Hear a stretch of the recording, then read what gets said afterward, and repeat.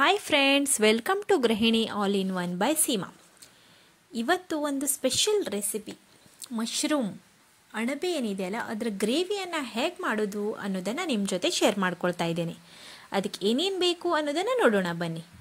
ಇಲ್ಲಿ ಒಂದು 10ರಿಂದ 12 ಬೆಳ್ಳುಳ್ಳಿಯನ್ನು ತೊಗೊಂಡಿದ್ದೇನೆ, ಒಂದೆರಡು ಈರುಳ್ಳಿಯನ್ನು ಕಟ್ ಮಾಡಿ ಇಟ್ಕೊಂಡಿದ್ದೇನೆ, ಹಾಗೂ ಒಂದು ಅರ್ಧ ತೆಂಗಿನಕಾಯಿಯನ್ನು ತುರಿದಿಟ್ಕೊಂಡಿದ್ದೇನೆ. ಇಲ್ಲಿ ಹಾಗೆ ಒಂದು ಬಾಣಲೆಯಲ್ಲಿ ಸ್ವಲ್ಪ ಆಯಿಲನ್ನು ಹಾಕಿ, ಆಯಿಲ್ ಬಿಸಿ ಆದ ನಂತರ ನಿಮಗೆ ಎಷ್ಟು ಖಾರ ಬೇಕು ನೋಡಿ ಅಷ್ಟು ಮೆಣಸನ್ನು ಹಾಕ್ಕೊಳ್ಳಿ. ನಾನಿಲ್ಲಿ ಒಂದು 3 ಮೆಣಸನ್ನು ಹಾಕ್ಕೊಂಡಿದ್ದೇನೆ, ಅದು ಬ್ಯಾಡಗಿ ಮೆಣಸು. ಹಾಗೆ ಅದರಲ್ಲಿ ಬೆಳ್ಳುಳ್ಳಿಯನ್ನು ಹಾಕಿ ಎಣ್ಣೆಯಲ್ಲಿ ಚೆನ್ನಾಗಿ ಫ್ರೈ ಮಾಡ್ಕೊಳ್ಳೋದು. ಅದ ನಂತರ ಈರುಳ್ಳಿಯನ್ನು ಹಾಕ್ಕೊಂಡು ಚೆನ್ನಾಗಿ ಫ್ರೈ ಮಾಡ್ಕೊಳ್ಳಿ. ಈರುಳ್ಳಿ ಕೆಂಪಾಗಿ ಚೆಂದ ಮಾಡಿ ಫ್ರೈ ಮಾಡ್ಕೋಬೇಕು. ಭಾಳ ಹಾಯಿ ಉರಿಯಲ್ಲಿ ಇಟ್ಕೊಳ್ಬೇಡಿ, ಇದನ್ನು ಮೀಡಿಯಮಲ್ಲೇ ಇದನ್ನು ಚೆನ್ನಾಗಿ ಫ್ರೈ ಮಾಡಿ. ಹಾಗೆ ಅದರಲ್ಲಿ ಸ್ವಲ್ಪ ಅರಿಶಿಣ ಪುಡಿಯನ್ನು ಹಾಕಿ ಒಟ್ಟಿಗೆ ಇದನ್ನು ಚೆನ್ನಾಗಿ ಹುರ್ಕೊಳ್ಳಿ. ಅದ ನಂತರ ಏನು ತೆಂಗಿನಕಾಯಿ ತುರಿದಿಟ್ಕೊಂಡಿದ್ವಲ್ಲ ನಾವು, ಅದನ್ನು ಸಹ ಹಾಕಿ ಅದನ್ನೇ ಚೆನ್ನಾಗಿ ಮಿಕ್ಸ್ ಮಾಡ್ಕೊಳ್ಳುವಂಥದ್ದು. ಗ್ಯಾಸನ್ನು ಸಿಮ್ಮಲ್ಲೇ ಇಟ್ಕೊಳ್ಳಿ, ಕತ್ತಿಸ್ಕೋಬಾರ್ದು. ಅದನ್ನು ಚೆನ್ನಾಗಿ ಫ್ರೈ ಆಗಬೇಕು, ಚಲೋ ಸ್ಮೆಲ್ ಬರ್ತದೆ ಆವಾಗ. ಹಾಗೆ ಇದು ಮನೆಯಲ್ಲೇ ಮಾಡಿದಂತಹ ಗರಂ ಮಸಾಲೆ ಪುಡಿ, ನಾನು ಅದನ್ನು ಇಲ್ಲಿ 1 ಟೇಬಲ್ ಸ್ಪೂನ್ ಅಷ್ಟು ಹಾಕ್ಕೊಳ್ತಾ ಇದ್ದೇನೆ. ನಿಮ್ಗೆ ಇದರ ರೆಸಿಪಿಯನ್ನು ಬೇಕಂದರೆ ಹೇಳಿ, ನಾನು ಇದರ ರೆಸಿಪಿಯನ್ನು ಹಾಕ್ತೇನೆ. ಮನೆಯಲ್ಲೇ ಗರಂ ಮಸಾಲೆ ಪುಡಿ ಮಾಡ್ಕೊಂಡಿರುವಂಥದ್ದು. ಈಗ ಏನು ನಾವು ಎಲ್ಲ ಫ್ರೈ ಮಾಡ್ಕೊಂಡಿದ್ವಲ್ಲ ಅದನ್ನು ಮಿಕ್ಸರಲ್ಲಿ ಗ್ರೈಂಡ್ ಮಾಡ್ಕೊಳ್ಬೇಕು. ಎಷ್ಟು ನೀರು ಬೇಕು ಅಷ್ಟು, ಎಷ್ಟು ದಪ್ಪ ಬೇಕು ಅಷ್ಟು ಚೆನ್ನಾಗಿ ಇದನ್ನು ಗ್ರೈಂಡ್ ಮಾಡ್ಕೊಳ್ಳಿ.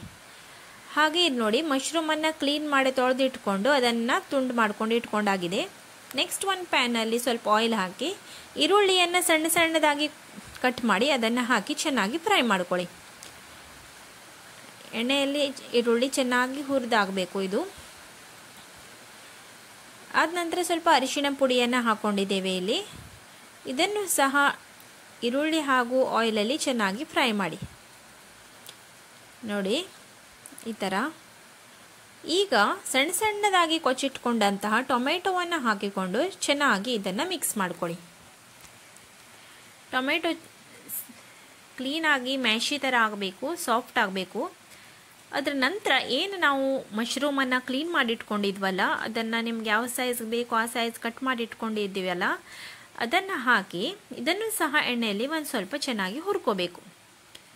ಎಣ್ಣೆಯಲ್ಲಿ ಹುರ್ಕೊಂಡು ಆದ ನಂತರ ನೋಡಿ ಈ ಥರ ಆಗ್ತದದು.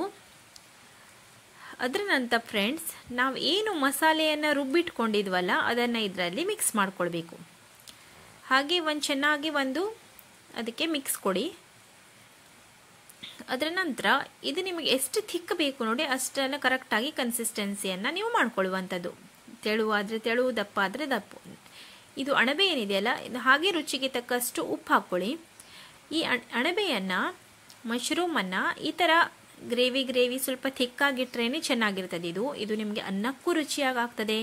ಚಪಾತಿ, ರೊಟ್ಟಿ ಏನು ನೀವು ಯಾವುದಕ್ಕೆ ಬೇಕಾದರೂ ಹಚ್ಕೊಂಡು ತಿನ್ಬೋದು. ಎಷ್ಟು ಟೇಸ್ಟಿಯಾಗಿ ಆಗ್ತದೆ ಇದು. ಒಂದ್ಸಲ ಮಾಡ್ಕೊಂಡು ತಿಂದರೆ ನೀವು ಯಾವತ್ತೂ ಬಿಡಲಿಕ್ಕಿಲ್ಲ. ಇದು ಸೀಸನಲ್ಲೇ ಸಿಗುವಂಥದ್ದು. ಹಾಗಾಗಿ ಇದನ್ನು ಒಮ್ಮೆ ಮಾಡಿ ನೋಡಿ. ಹಾಗೆ ನನ್ನ ವಿಡಿಯೋವನ್ನು ಲೈಕ್ ಮಾಡಿ, ಶೇರ್ ಮಾಡಿ, ಸಬ್ಸ್ಕ್ರೈಬ್ ಮಾಡ್ಕೊಳ್ಳಿ. ಮತ್ತೆ ಸಿಗ್ತೇನೆ ನಿಮಗೆ ಇನ್ನೂ ಹೆಚ್ಚಿನ ವಿಡಿಯೋವೊಂದಿಗೆ.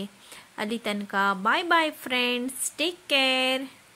Please like, share and subscribe.